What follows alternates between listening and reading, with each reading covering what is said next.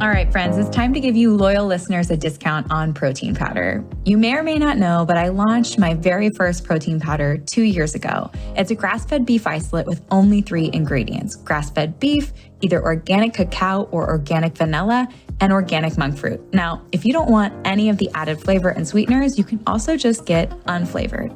And no matter what flavor you choose, you're getting over 23 grams of protein per scoop, which is going to keep you full and satisfied between meals.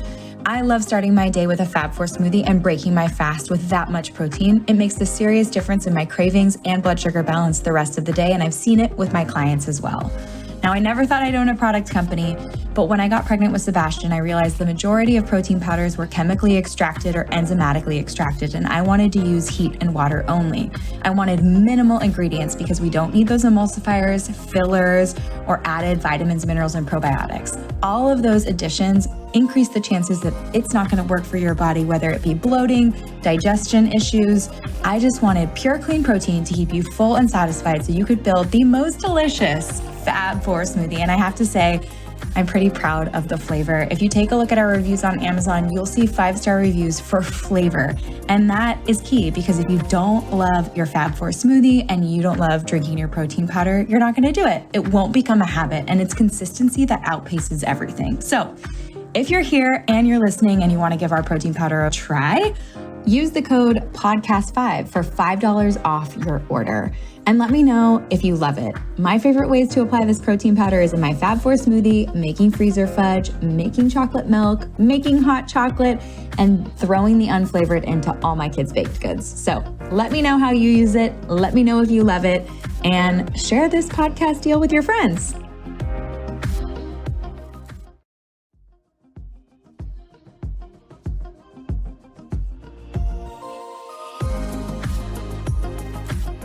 Best-selling author and world-renowned intuitive Laura Day has spent 3 decades helping individuals, organizations, and blue-chip brands use their innate intuitive abilities to create profound changes in their paths to success. Her work centers on the demystification of intuition, demonstrating its practical, verifiable uses in the field of business, science, medicine, and personal growth.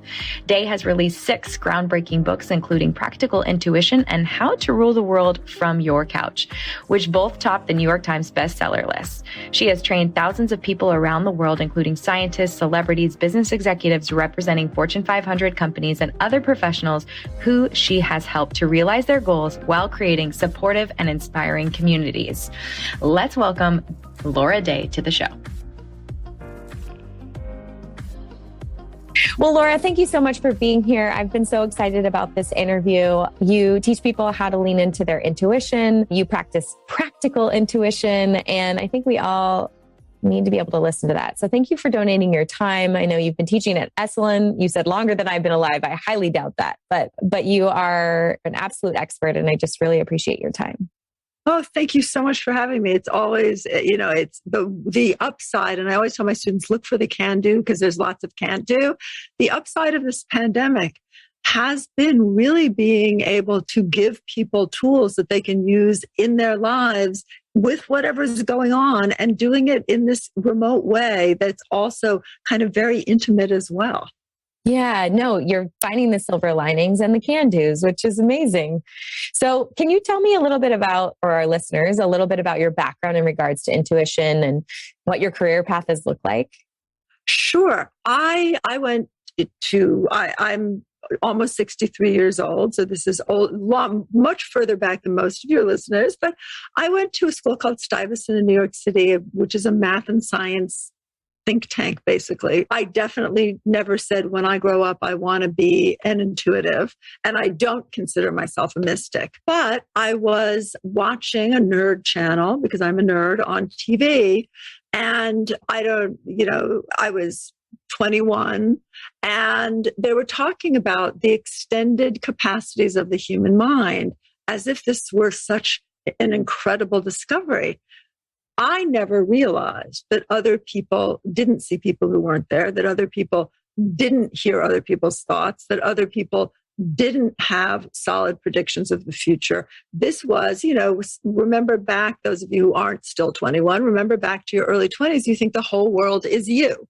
So I called them up, with the ovaries of a 21-year-old and said, I think you might want to rethink this because everything you're talking about is not hard. And they said, oh, come in. And so here, at the time I had blonde hair down to my hips. This is, the early 80s, in a blue pleated skirt and a little white shirt, and about 5'5" and probably was about 90 pounds. They took one look at me and they thought, oh my God, we did not, sign on to babysit. So they started lecturing, this, especially the lead doctor started lecturing me on how they believed that the extended capacities work. And I said, I have ADHD, so I have a attention span of 2 seconds. I said, you know what? Why don't you put a name in an envelope, seal it, and give it to me? And this is all in practical intuition. And he did. He put a name in an envelope, sealed it, and gave it to me.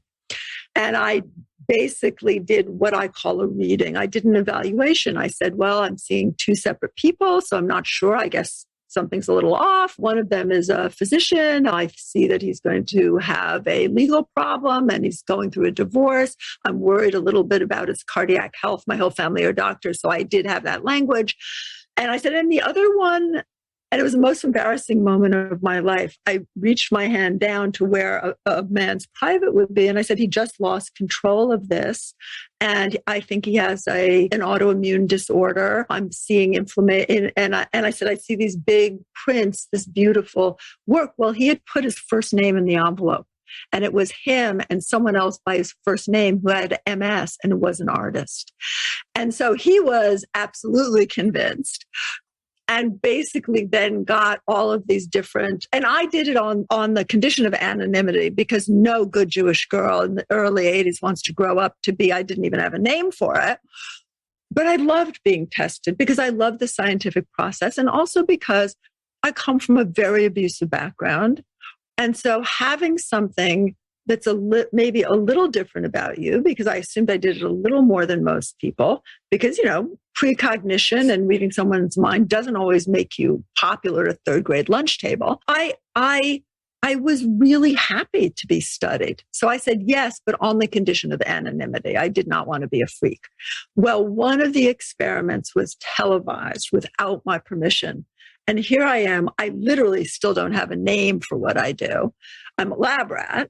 And I have this instant following, mostly of very weird people. The early 80s was close enough to the 60s that there was a lot of, there was a lot of kind of way out of the box. Like they couldn't even see the box anymore. Yeah.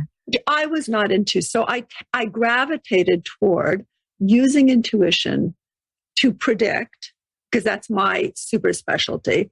But in the areas of business, science, politics, things that were not subjective. So it's what I call an evidence-based process. How do you prove that you are viewing a remote location? How do you prove that you're using telepathy? How do you prove precognition? And now, unlike in the early 80s, we can measure what a brain does. So we can see, for example, that a novice, that their brain responds to a photograph that a computer has not yet randomly chosen and generated.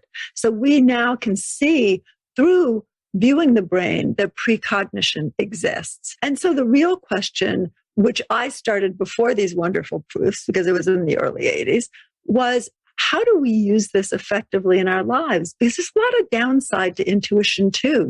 You're very porous, far more porous than you realized.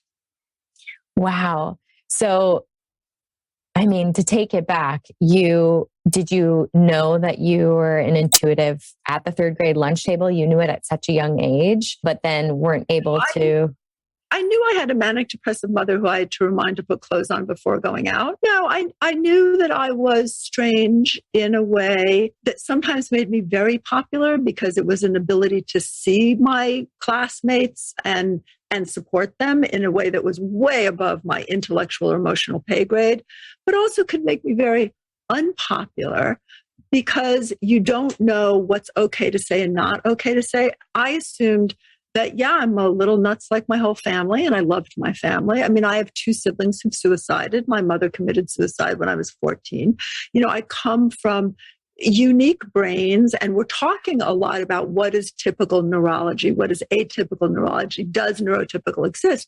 But unique brains, the world is more responsive to them now, still not perfect. But in the early 80s, in the 60s, when I was in third grade, unique brains were not accommodated. So I really assumed that, okay, I have some instability. I need to, watch my mouth. I need to be careful what I say. I certainly didn't think of it as some great gift. And I understand because I have a crazy family who I love very much and I'm a part of them. I'm glad to be a part of my crazy family, but it does make me different, not in a good way, Right. No, I didn't identify it as some incredible gift. Some of the adults around me did. I had a wonderful teacher in first grade named Mrs. Roth, who had just lost her husband. And I went up to her and I said, and I didn't know her husband had died. It was the year, I think, before first grade. And I went up to her and I said, your husband wants me to tell you to remind you to wind the clocks. And for me, it was just like a normal thing. Someone had told me something and I was repeating it. In retrospect, my mother was hospitalized that year and she took me, and she was a very crunchy, direct lady. She was a fabulous teacher. She took me to her house and I didn't understand why, except that maybe she felt sorry for me that my mother was in the mental hospital for a month. And she showed me her husband's collection of grandfather clocks that the old ones had to be wound with a key.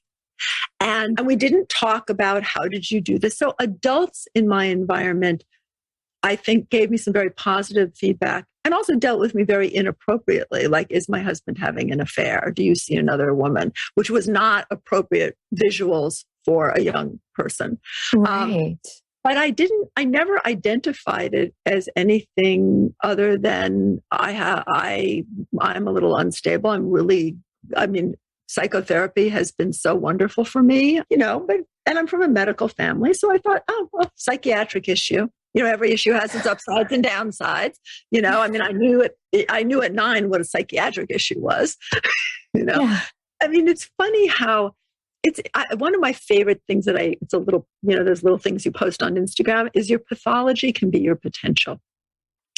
And on some level, my unique brain, my early trauma, all of those things that even in my 20s made me kind of ashamed has become this amazing career and this amazing way to interface.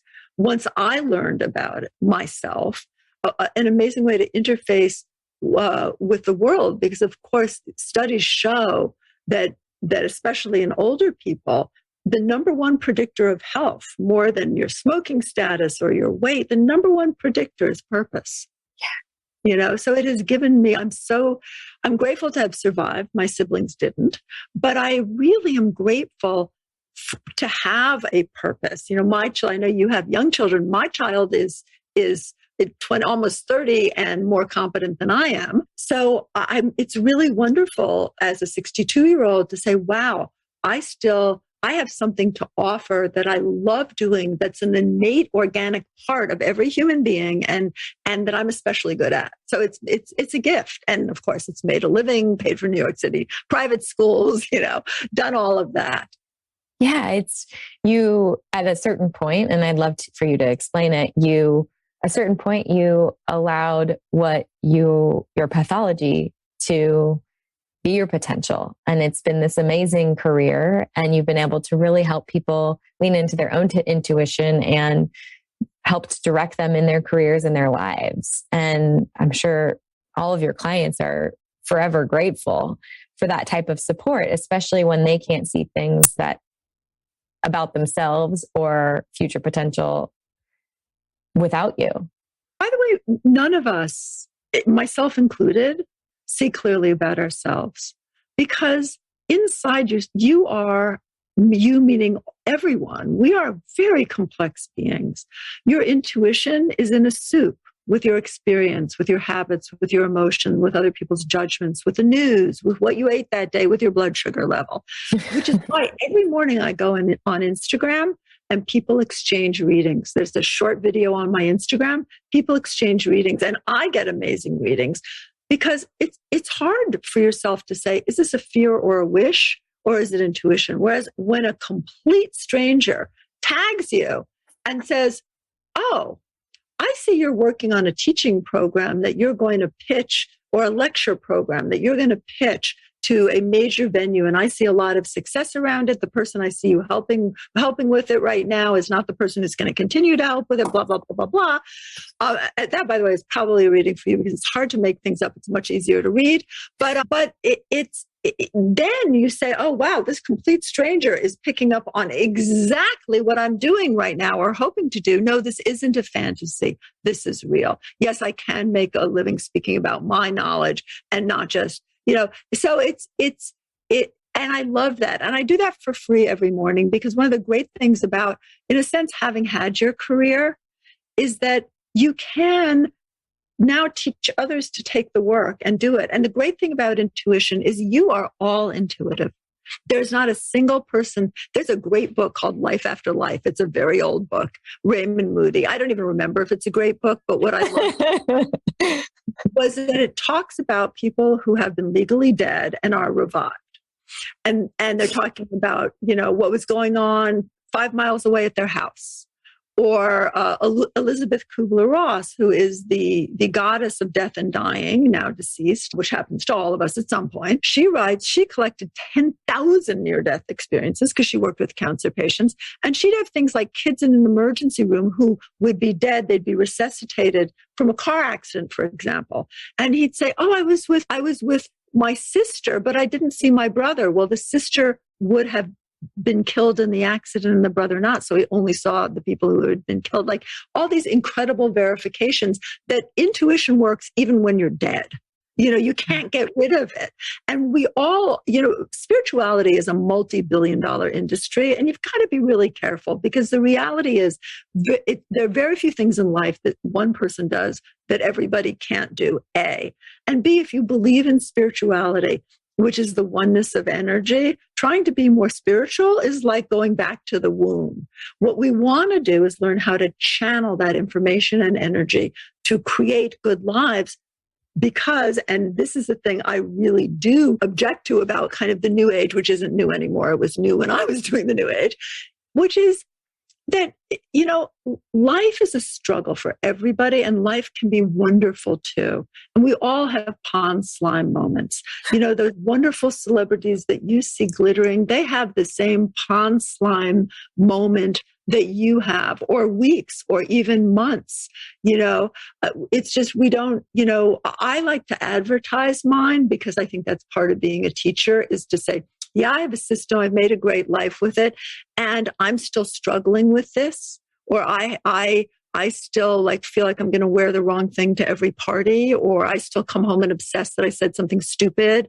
Or I just yelled at my husband and I really shouldn't have. That's true. But in there.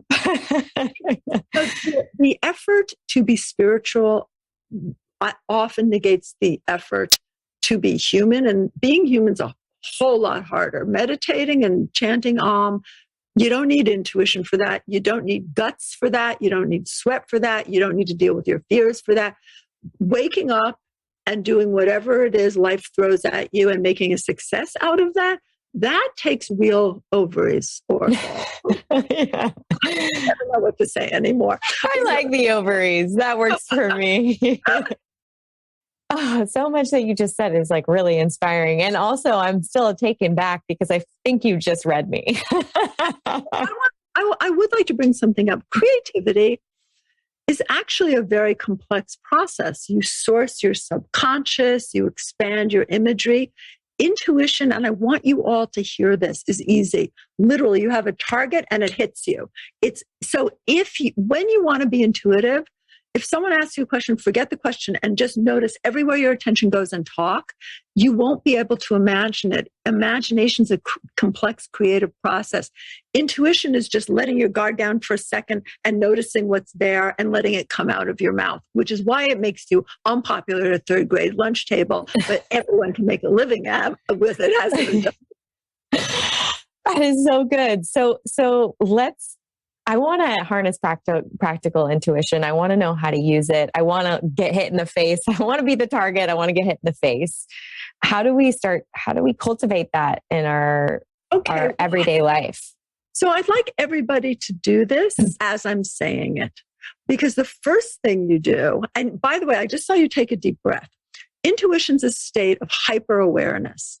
So the Zen monk is not intuitive. The ER nurse on a full moon in a bad neighborhood in an understaffed hospital, that's a natural intuitive, because intuition is a survival skill.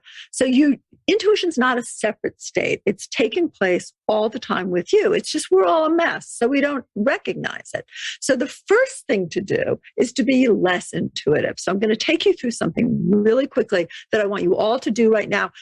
Being mindful. And by the way, being mindful does not mean meditating. Being mindful means just be present, like be in your body, be in wherever you are. If you're driving, be in your driving, pay attention to the road, just be here. We're not going anywhere for this.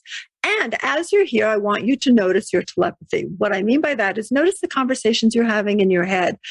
Ask yourself, are they all useful? If they're not useful, ask what conversation would be useful. Maybe one with my future lover, maybe one with my boss who's not giving me the raise I want, maybe one with a venue that I want to approve my application. What would be useful? And every time you have an unuseful one, redirect it to a single useful one, because you don't want to give yourself too many tasks. That will shut down telepathy, because you don't know, everyone always thinks telepathy is sending a message. Hear me now. If you can send, you're also a receiver. And you want to use some choice in that. And a lot of those conversations go on below your conscious awareness. But the ones you're conscious of, make choices, because someone you don't want to talk to may be talking to you and you may be arguing back with them. And that's taking space. Energy is infinite. Attention is not. Be selfish with your attention. Then there's mediumship. People misinterpret mediumship. Mediumship certainly can be experiencing another energy, whether you want to experience the tree outside your door, or for those of you for whom it fits in your belief system, someone who died. But mediumship is really more about the fact that our egos, our structure as physical beings is fragile, and it's very easy to merge with other people and your environment, to actually become them from their point of view. So I could easily become you and feel, your beautiful youth and your aches and pains and how much sleep you got last night. And you can become me. And as a matter of fact, during this conversation, we've probably jumped in and out of each other 50, 60 times at least. One of the things that's really important is something I call embodiment. And embodiment, and I do hate these airy words like manifestation. When you put water in a freezer, you're manifesting an ice cube. Manifestation just means you're making something happen. So by embodiment, what I mean is be present, be mindful, but make some choices in that to be mindful in your best self. Not change your physical position. Be mindful in a way that you allow yourself a little hope about the good things that are happening. Be mindful. Your mindfulness, your embodiment is allowing your intuitive receptors to be open to positive change. So when you're mindful and you begin to learn the difference between self and other. So when I wake up in the morning, I always say, who's talking to me and who's in me? Because I want to be the only one in me, unless I want to get some quick information, because mediumship is a great way to get information. But I want to be the only one in me, because my power is in the possession of my abilities and dealing with my disabilities, not in letting someone else's depression or enthusiasm or anxiety fill me. So who's in, and often when you ask who's in me, all of a sudden there'll be a flash and you'll notice, oh, wow. Like that guy I haven't talked to for 2 years, and he emailed, and then you check your email and he's actually emailed you too. So really allow yourself, when you ask yourself a question, to get an answer.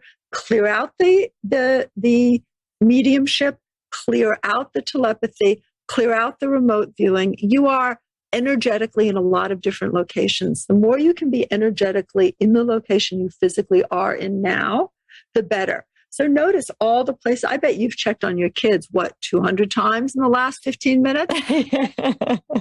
Really try to keep your perceptions in your immediate physical environment.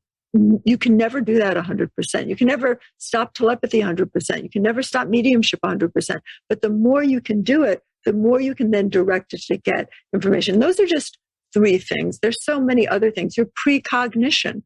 We're always viewing the future. And actually, I have a certificate in art therapy. I'm a terrible artist, but just because I love taking classes, and I take too many of them, and then they give you a certificate. But, one of the things, I don't think you train children to be intuitive. I think it's really important to train children to channel intuition into creativity, into other things. You don't want them to see you don't want them to be able to go on to where they're talking about in the news that's the war zone. You want to limit, you want to be a container for your children. But when I used to work with children who had really, really severe physical illnesses, they were often very good predictors. And I would have them draw a picture. I wouldn't ask them to look forward. I'd say, let's do a picture about next Christmas. And I could tell by their picture who, for example, was on a survival path and who was on a path more to dying. Their precognition, and often in their pictures would come up things that they knew about a nurse's life, for example, because a lot of these kids lived in the hospitals, that they had no way of knowing, literally no way of knowing, but it would come up in their art. So you also want to keep your mind in the moment. Believe me, intuition doesn't whisper. If you need to know something, it will hit you over the head.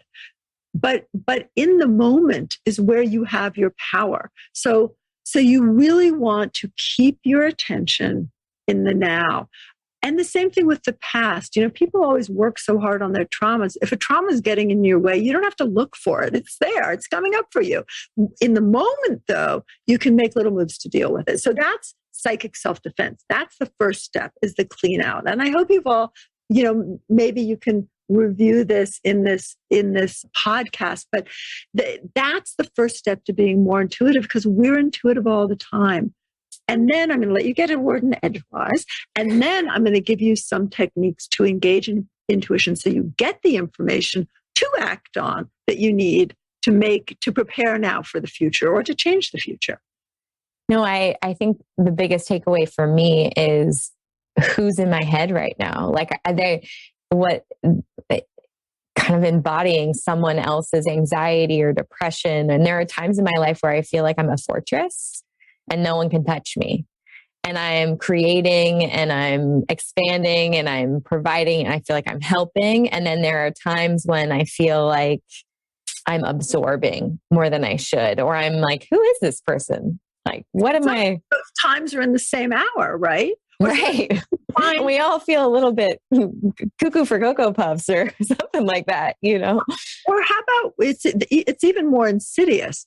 How about when you're acting on what someone else wants, thinking it's what you want because you don't have enough boundaries, enough psychic self-defense in that moment. Let's say you're regressed because you're hungry or you didn't get enough sleep. We are in a sense manipulated by our lack of psychic self-defense, by how intuitive we are. And mediumship is when you feel someone as your own. This often happens with spouses, where you're doing their job, thinking it's your job, feeling it's what you want, until you take a moment to be fully present and realize, wait, this is the opposite of what I want. Why am I doing this? Well, the reason is often mediumship. So being mindful, using psychic self-defense, which is not putting a gold bubble of love around you. It's being full of you and being in this moment. That is psychic self-defense. And that in the circle, it's the second element, and it's called embodiment. You be full of you, your best you, because of course we make choices. If I'm full of the me that my second grade teacher who hated me told me I was, that's not a me that's really helpful to be full of. I might, pick pieces of that's helpful for me to work on. Yeah, I'm bossy and yeah, I'm loud and I talk to, those are things I'm still working on from second grade. And she was right about those. But those mean judgments, that's not a me that's helpful for me to inhabit. And the nice thing about as an adult, we have developed intellect. So we can say, well, gee, yeah, I'm getting a lot of feedback that I'm a little bossy. And no, it's not true that I'm not likable. That's something someone gave me, and I'm not going to embody that. And every time that comes in, I'm going to give it back, or I'm going to put it outside. I'm going to fill myself so much with what I choose that doesn't have a place. And I don't mean all positivity. Some of the best feedback I get from students is negative feedback, because it helps me make change. And of course, we are all on a path of growth. And I don't mean that esoterically. If you want something more, you need to be something different, maybe not more, but you need to shift your pieces. You don't see what you don't see. You can't. Same reason it's hard to heal or read yourself from inside of you. You don't have a whole lot of perspective. So that kind of stuff is really important through a filter. And that filter is your psychic self-defense, is being full of you. So once we've embodied just us, and the us that not our second grade teacher tells us we are, but our first grade teacher, how do we start to identify our innate intuition and use it to help us guide our decisions? So intuition is simply an information gathering source. Information gives you data. So it's really helpful to be able to use it to demystify it. Intuition helped me predict the 2008 market crash. I called my broker and I said, sell everything. And she said, you're crazy. You've made 33% in the market and blah, blah, blah. And she's still my broker, by the way, a million years later. I said, you know what? It's waking me up at night. Whatever. I've made 33% as you put. Just sell it. And a couple of weeks later, I was a genius. The market crashed. CNN interviewed her, blah, blah, blah. And I became, the psychic of Wall Street. Not ever my intention. But it's really important to notice two things. One is, what are your questions, and write them down. The mind is a messy place. So what actually do you want to know about? If you have 20 questions, it's just messy. What are your three front runners? Or even better, because questions often generate anxiety. Will this happen? Won't this happen? Hello, you are the creator of your world. It will happen if you make it happen. Intuition is not to predict whether or not it'll happen, which is the number one big question everyone wants to know. Intuition is best used in getting the tools to make what you want happen. So what are your three top goals? And then of those three goals, what's your front runner? It gives intuition a structure. Intuition is, again, a survival skill. If you need something, intuition will find it. And not inside of you, in your environment, in your future. May even find it in something you need to reformulate in your past, or all of the above. So get those questions out of your messy mind, or those goals, and write them down. And write them down in a sentence. Once again, intuition likes a clear target. So when people ask me, will this drug be successful for lowering cholesterol, and will it do well on the market, and will doctors buy it, and I have to make that into one target. So it's very important. There's a system I use called the circle. It's the name of my fourth book, and it's in very esoteric language, but I actually use it with companies. And the first thing they need is, what's your goal? So once you have a goal, and all of you do this now, once you have a goal, what you will notice, especially if you keep coming back to that goal, and I don't mean holding it in your mind, because when you focus on something, you narrow your field of vision. You actually don't expand it. You don't get anything new. It may help you with intellect. It may help you with creativity. It doesn't help with intuition. So once you write your goal down every day and allow your goal to change, not into another goal, but you'll notice that it evolves as it touches reality and intuition. What you'll notice is, all of a sudden, what you notice organically in your daily life is different. The sign you passed every day for a new communication system, for example, you've passed it every day for 2 years. You're noticing it all of a sudden. You have a sudden, like a name starts ringing in your head, and you look it up. and oh my goodness, communications experts. You sit down on a bus, you might sit there, but no, you sit here and you strike up a conversation with the head of communications of a great PR firm. So all of the sudden, when you do something as simple as making a goal, writing it down, and continuing to refine that target, continuing to have that goal alive, not a mantra, every day I'll be better and better. It's not a mantra. It is a living, breathing thing, your goal, because you're changing. And as you change, the world around you changes. You're using new information. You're sending out different telepathy. All of a sudden, that goal brings you information. The other thing you need to do is document it, because your subconscious makes 87% of the decisions of how to use your resources and your responses 7 seconds before your conscious mind is aware of it. So I'm scratching the top of my head now. I decided to do that 7 seconds ago. I just wasn't aware of it. You need to work with the subconscious in order to clear the way for your intuition. And so when people do mantras like every day and every way I'm getting better and better, your subconscious calls bullshit unless you can point out ways truly that you are. You can allow awareness to make that resonate. Well, it's the same thing with a goal. If my goal is to write a New York Times bestseller, but then my subconscious is saying, oh my God, my life is going to be overwhelmed and blah, blah, blah. I'm not even hearing this. If I don't present my goal, maybe my goal is to write a teaching tool that does well in an environment I want to be part of.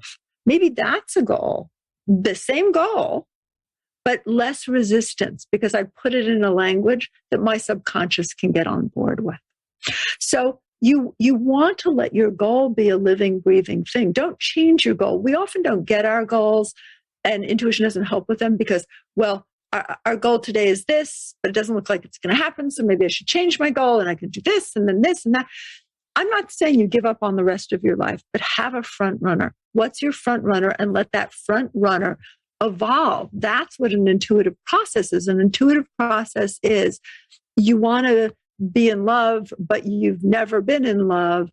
Clearly, whatever old patterning you have needs new information, but you then need to be a living, breathing, changing organism to allow yourself to try safe changes. People who have intuitions, for example, that they're going to die in a fiery crash, that's rarely true. Intuition, again, is a survival skill. It doesn't tell you that something that's going to happen 12 years from now that just gives you a phobia. Intuition might say, gee, red car, license plate beginning with the letter F. Tomorrow, don't get into it and we're going to make you really scared. But it's not going to tell you something 10 years from now that you can't do anything about. So if it's not accurate and actionable, it's not intuition. The other thing, so write down your intuition because memory also is really not helpful. And you want your subconscious to know that this is a useful skill. So it provides more of intuition's information to you. And the way to do that is to document and verify. No one's 100%, especially about yourself. So document, verify. Don't assume that if you made a mistake, you're not intuitive. Nothing. I mean, I start every conversation. I've worked for the same companies for 30 years predicting the future. And they get so pissed off at me because every conversation, and the conversations are usually 5 minutes. They have an hour of my time a month. So they're very brief. The conversation I always start with just one intuitive's, perception I can make a mistake. They're like, oh, it's been 30 years. Why are you still saying that? Because it's really important.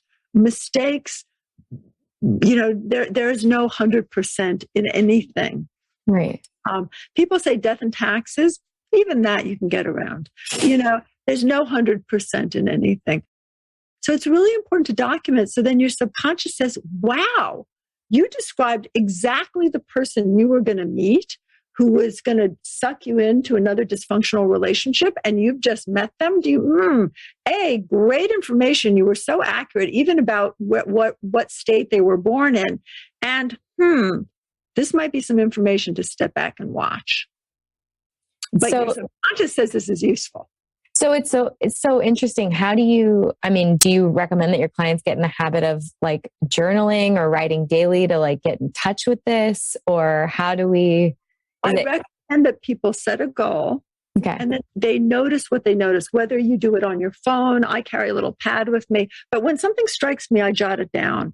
And then if I have time at the end of every day, usually it's at the end of every week, I look at what I've noticed, and chances are it will have created a puzzle picture for you. When you put together the pieces, you'll see a pretty clear picture. And then a lot of that you can verify, like that you knew on Tuesday that the bus you take into work was going to be canceled on Thursday.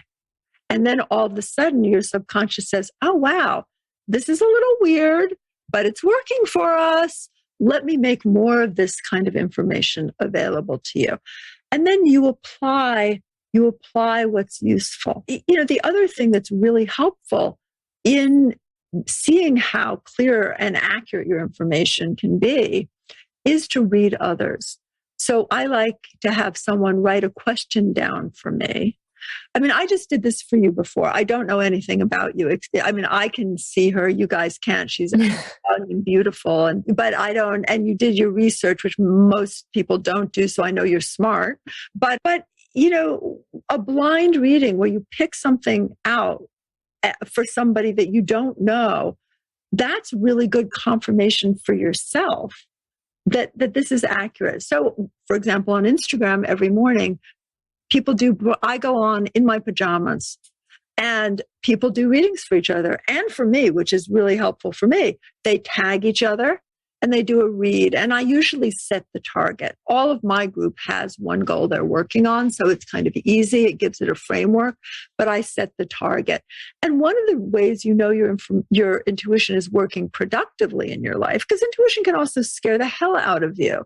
If you had told me that I would get divorced before I got married, it would have just scared the hell out of me. And I wouldn't have my beautiful son or my wonderful second marriage. It would have incapacitated me. You want your information useful. So it is important to limit and frame it. By the way, especially for children, there's all this stuff about indigo children. Indigo children need more therapy. You don't want a child who's super intuitive and super compassionate and children are supposed to be developing their ego structure so they can take that information and do something with it in the world. Well, I want to know what an indigo child is. And We're too young to know. So indigo children were those children where I was an indigo child, the child who could come up to you and say, oh, your husband's telling me to remind you to wind the clocks. Yeah. Those are traumatized children. Really healthy children, their parents form a container. And so they don't need to use their intuition to evaluate their environment. They don't need to use their mediumship, which is what we call their empathy, to make people safe or predict behavior. They just need to be children. They need to like bang pots in your kitchen and make pictures and learn the social mores that will help them survive in the world. Then when they have goals that aren't simply developmental, that's when in college and grads, whatever they do in life, that's when their intuition can effectively, because they already have the structure of ego, they're providing their own containers so that they can function in the world effectively. That's when intuition can give them that really unsettling information that they can make a good decision about because they are now adults.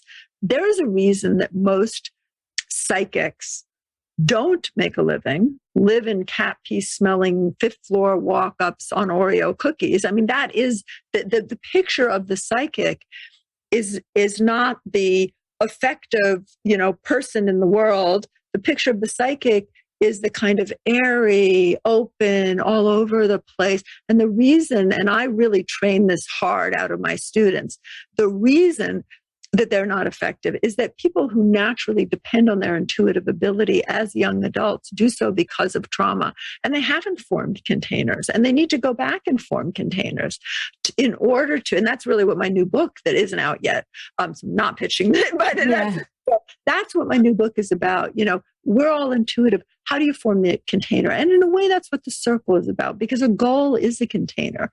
A goal will bring up your past for you. A goal will ignite your intuition, have it circle your environment, your future, other people for opportunities and for obstacles. A goal is such an organizing, and we really do. We need those containers. And what I love most about intuition is that literally I teach it in homeless shelters. Everybody can do it, and it's a lifesaver. But you need the grounding. You need to not, it's great to let your intuition fly into 300 years from now. It's better for your intuition to identify the tax advantages you're not taking advantage of in April. You want to first use it practically. Can you give an example of a goal that you might be working on with a client or a business that you work with that will, and some examples of what might come up for them to? Sure, but I'm not, please stop me if this is boring, because I do work with businesses, and a lot of it is boring. It is, we have a new piece of software that we are going to introduce. And I often interrupt my clients, and I'd say, it's not going to adapt well for the system that will be in place when this comes to market. I think it needs to run on a new system. I get a Z initial for the new system that's being created. You might want to look into that. I think it already exists in the news. Or a movie, for example. This is a real example. They were going to they're saying, okay, well, we're just going to shelve this show until a later date because of COVID. And I said, well, I have a feeling this could be shot in this place, and I don't think there has to be a delay. And I was right, and there wasn't. So it's really just giving. It's not like, aha, you've transformed my reality information. It's like, no, actually, this director is going to be really hard to work with. Here's how to work with him so he's on board with you from the get-go before you get to the set and have to have 2 miserable weeks. Everybody looks, and especially actors, boy, they work so hard. I mean, in the wind, snow, sleet, hail, dead of night in a bikini for night shoots. And I'm thinking, oh my God, I am so glad I'm employed by you, but I am so glad I am not you. There's not enough of free swag in the world that would make me want to be in snow on a horse in a bikini.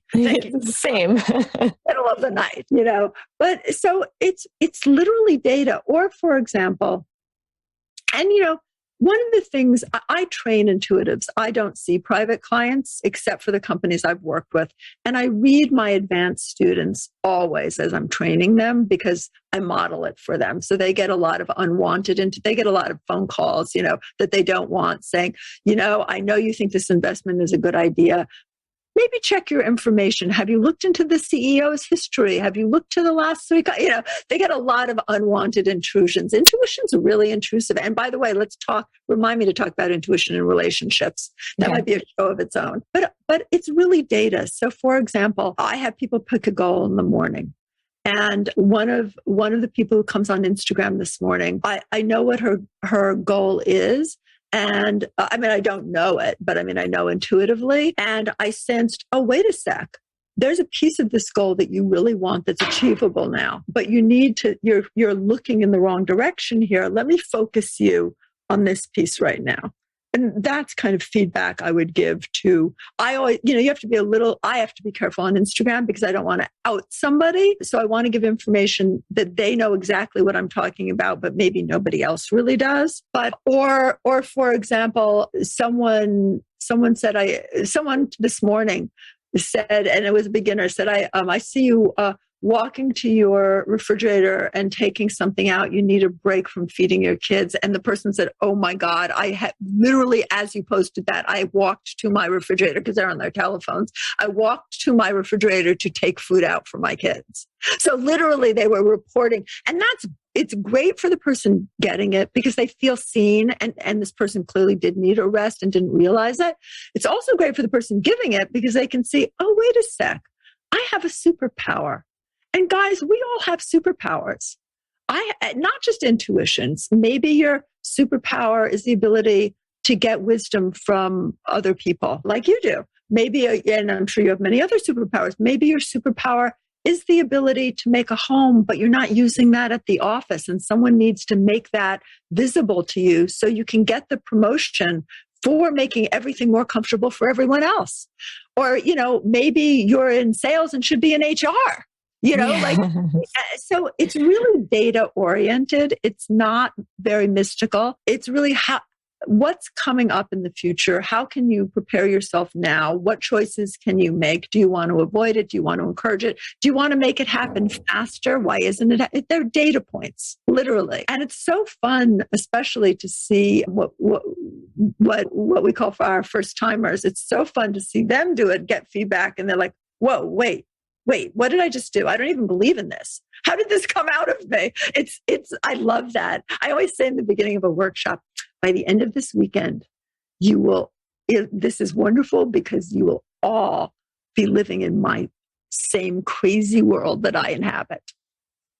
It's so interesting because I bet you do get a lot of feedback that either you have non-believers or you have, it's just not common practice. And so it's uncomfortable for people. Intuition's not a belief. That's why I train skills, not by talking about them, but by saying, I want you to experience this. Like you may all, just from the psychic self-defense, experience later that because you've contained your telepathy a little, that someone who you needed to call you actually picks up the phone because they can't torture you mentally anymore. Or maybe you have changed the dialogue with someone that you want a yes from without even being conscious you were doing it, but simply because you're conscious you're having the dialogue and you don't like being the under person in the dialogue. You change the dialogue and all of a sudden you get a yes you wanted to get. It's not, people think of intuition in terms of telling the future, of precognition, but actually intuition is also about effective telepathy.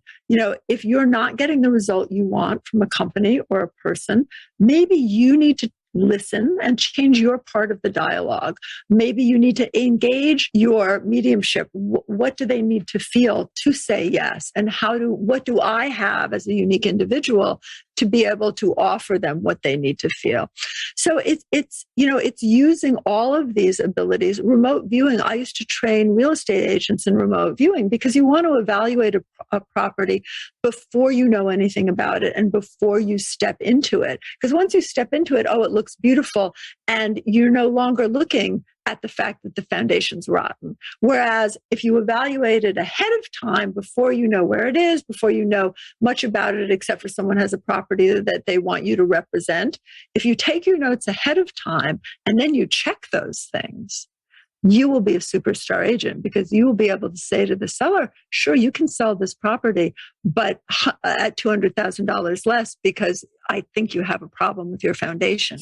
Or the plumbing, you find things like half of plumbing was new and half of was old, and the old was deteriorated and needed to be replaced. Just like things, or the fact, for example, for developers, this is the typical use of intuition. I've worked with a lot of real estate developers who think an area is going to be hot, but it's not, or at least not for another 60 years, not during their lifetime. So, evaluating an environment. If you're a teacher, evaluating a classroom just by, I like to have someone number people for me. Like I always, before a workshop, number my students and have someone else put the names in.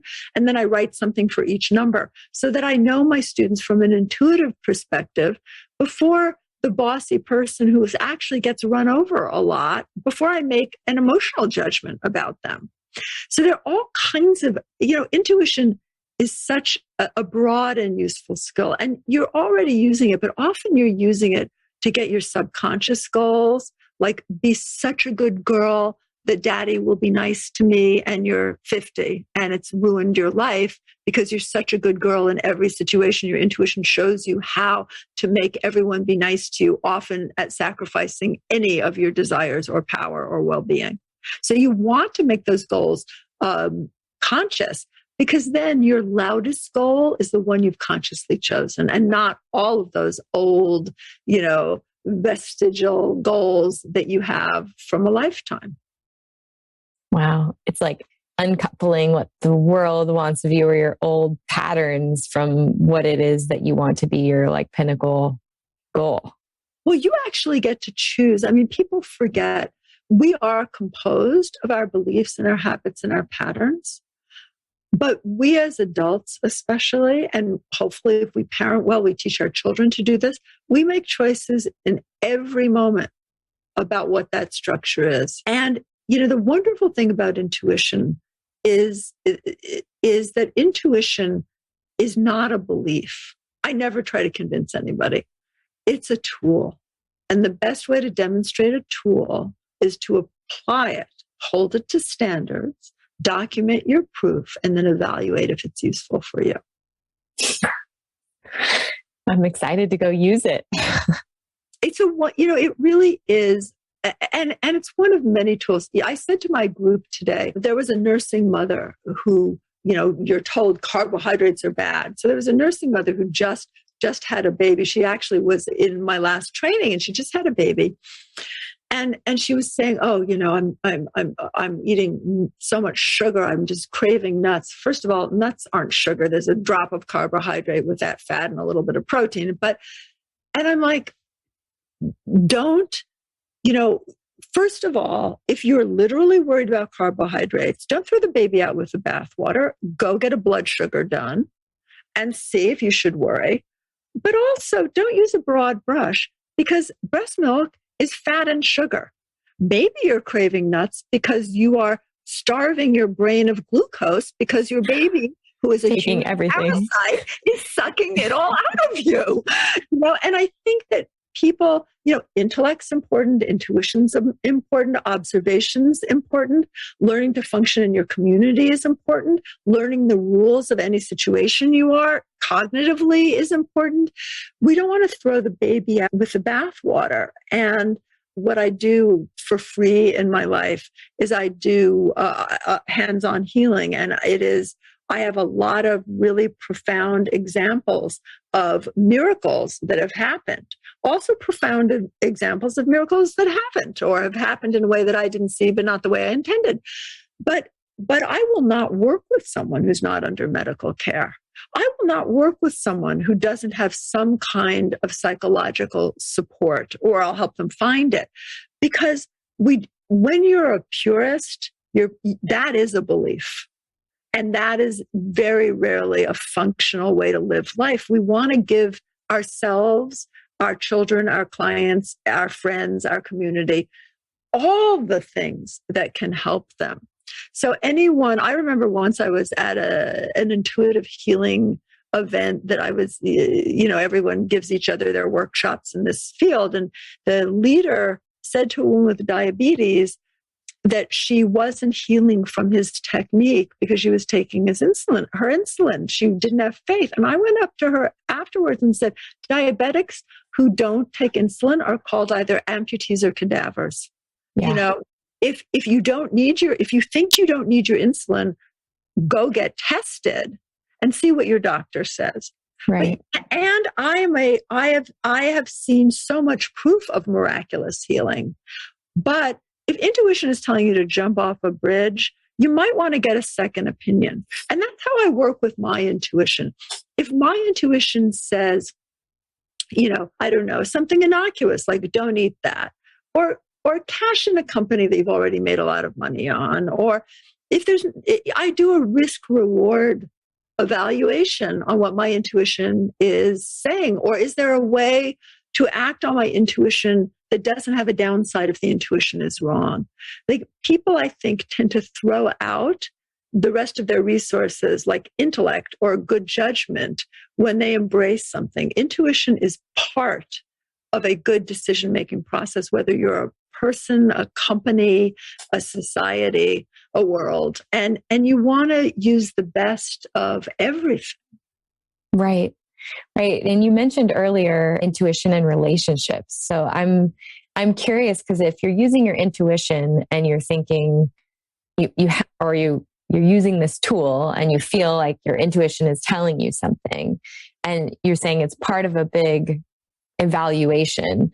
How are we evaluating the relationships in our life, whether it's a coworker or a spouse, or how we're relating with our children to be better or to uncover, make them better? So first of all, it often in these things, intuition isn't that useful. Being fully present is, if your child's just distressed, if you're not distracted by your intuition or a million other things. And you often know, not intuitively, but because you're a mother, you know how to respond to them. I never knew my son had ADHD because I hadn't been diagnosed yet. And I chose not to medicate him, but I did know that he worked better when I laid his homework out visually in terms of subject, when he didn't have to hold that in his mind.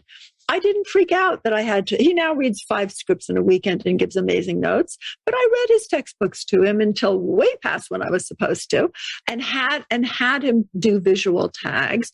I didn't know what it was. I was present with my child and I responded. Same thing with relationship. We spend a lot of time trying to figure stuff out. Be present. There'll be a lot less to figure out. Often the problem in relationship is more things like merging and telepathy, where you say, "Hi, honey," when you're really furious. That person's hearing the furious dialogue. So you either want to work through your own furious dialogue, or you actually want to have a dialogue to clear the air about it, because it will taint your relationship. Or, for example, this is a very typical one. You're in a fight and the boyfriend or girlfriend doesn't call you. And you're like, you're thinking all the time, "Why aren't you calling me?" And I'm like, why should this person call you? They're in constant contact with you. And the minute that they redirect their attention, which, by the way, when you're obsessing about something is probably 10,000 times in a day, the minute they redirect the attention, they get a phone call. Why? Because that person isn't getting the juice from that communication anymore. One of the best pieces of advice in relationship that I ever got from a psychiatrist, and this is because I'm an extremely acute intuitive, they said, "Listen, I know you know, they know you know. Probably better not to let them know you know. It's intrusive.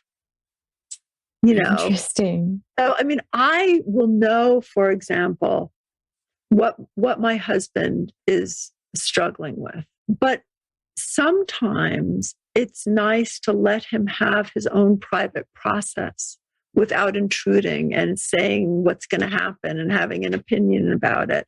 He'll ask. So it really is about being present. That said, it is, if one of your goals is to raise really healthy children, which is usually every parent's goal, those things that seem outlandish, like, wow, there's that perfectly nice child in class, why don't I like them? You might want to look into it. And if you ask the teacher, "Hey, Bobby's an interesting child." "Oh my God, he's a real bully. He's been taking your child's lunch every day. We've been trying to deal with it in the school." It's check out your intuitions. And once again, intuition is not, you used the word feeling before. If it's a feeling, it's probably not an intuition. Intuition is usually a detached data point. So, for example, I have a lot of people self-select in my workshops who come in and say, "I'm an empath." And I say, "Okay, well, the first thing I'm going to do is train you out of that." Because people don't need to, hear their own voice. People need some objective data. That's what intuition is good for. Too much empathy is, again, a psychiatric issue. And so, it's important to notice that intuition comes in as data. It's not a feeling. It's all of a sudden, you're thinking about oranges and you're noticing that, they're awfully acidic. And then it hits you over the head. "Oh, wait, little Johnny's had a tummy ache lately. Let me look at, maybe I won't give him an orange in his lunch tomorrow." Voila, the tummy ache disappears. That's more of an organic use of intuition in your life. And once again, I don't recommend journaling because journaling gets mixed with feeling. I recommend journaling as a writer. I think you should journal everything, but it's not a good intuitive process. I recommend documenting, which is different. Documenting is,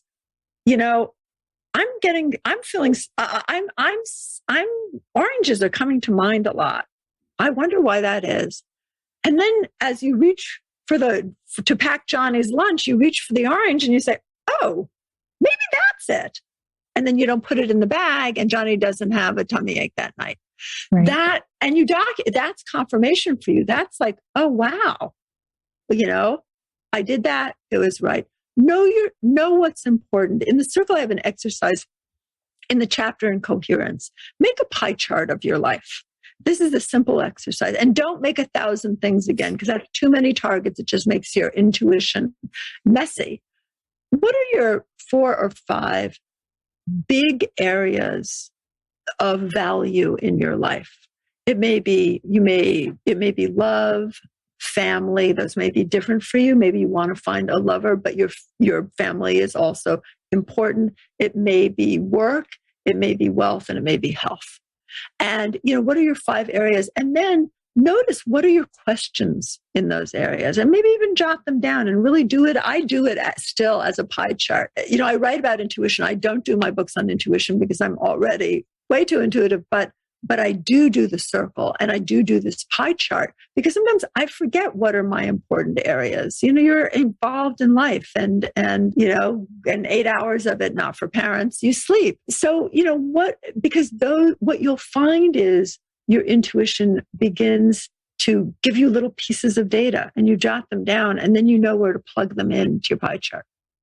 I love that. I love that we're giving people a to-do on the pie chart because it's bringing it full circle, pun intended, that we can, not only are we going to prioritize a goal and start writing down things that come to us, our intuition, so that we can check those data points, but to really focus on what is the most important things to us. Because I like you, have ADHD. I can feel very frantic and all over the place if I open myself up to it too much. Yes. And no, it's not, more, I love the framing of not only what's important to us, what am I intending to create? I may, even if I feel like it's never going to happen, a lot of people between relationships feel like they're never going to fall in love again. And then you're invited to their wedding the next year. But, what are my intentions? And I think that because when we write down our intentions, the first thing that happens is it brings up our insecurities. We actually tend to avoid the very things we want. And it is, you're wanting them in some place in you. You may as well do the simple practice of putting one foot in front of the other and going toward them. And intuition will automatically be engaged.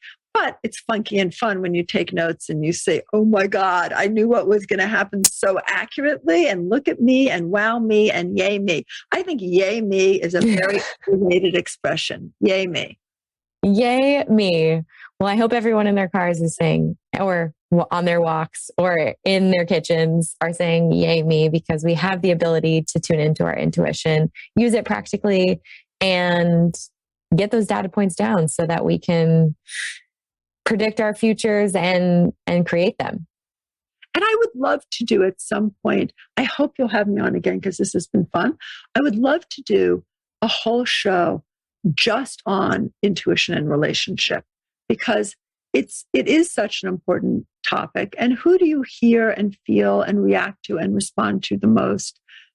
Your relationships. Right. I'd love to have you back, Laura. Thank you so much for being here. Where can people follow along? Where can they watch you read people on Instagram? Where can they find your books? So lauraday.com is my website, LAURADAY. .com. You can find everything there, but every morning Eastern Standard Time or Eastern Daylight Time, when it's daylight, I don't know why I said Standard Time, on Laura Day Intuit on Instagram, you can see my selection of pajamas and we read each other with my first cup of coffee. I just switch on Instagram and there are a lot of people there who are professional intuitives who are working, who've trained or working intuitively, but beginners are also encouraged to do readings. And there's a little video in bio or in whatever that thing in Instagram is, that it's a 3-minute video on how to do it, because you're doing it all the time. And those of you with children, I just want to put on a last word. You don't want them to do it. You want them to have the framework of rules and expectations, good ones, because then that framework will help them channel their intuition as adults into successful, precognitive, appropriate, wonderful, connected lives. I love it. Well, thank you so much for being here. I'll link to everything in the show notes, and we'll definitely have you back to talk about relationships. Thank you so much. This was really fun. Thank you for listening to Be Well by Kelly. Please subscribe to the show on Apple Podcasts, Spotify, or wherever you listen to podcasts. Learn more at bewellbykelly.com and follow me on Instagram at bewellbykelly. I would love if you picked up my books, Body Love and Body Love Every Day. They're sold on Amazon and at all major booksellers.